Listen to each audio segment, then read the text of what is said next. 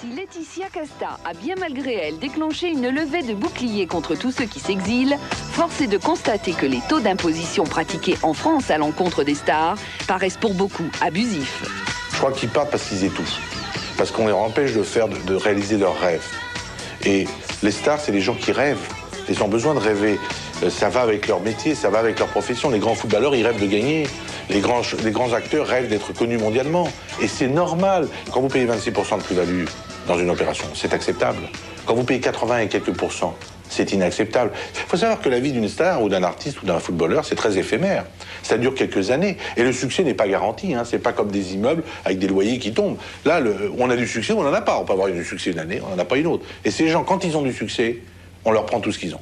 Bien entendu, chacun voit midi à sa porte et a toujours tendance à privilégier ses intérêts. Mais il n'empêche que ce sont des gens qui, la plupart du temps, ont fait leur renom, leur réputation et leur fortune en France.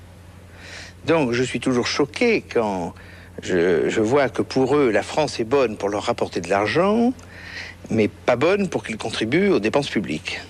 On doit payer des impôts, on doit aider les autres. Il ne s'agit pas de ça. C'est pas parce que ça va bien pour un grand artiste, parce qu'il est payé 80% d'impôts en tout et qu'il est plein de charges et qu'il lui reste encore plus que l'autre, alors il n'y a qu'à tout lui prendre après tout. Non mais comme ça on peut faire comme en Union soviétique, c'est plus simple, on prend tout. Il faut arrêter de taxer la créativité, il faut considérer les artistes, les chercheurs, les grands comme une richesse nationale.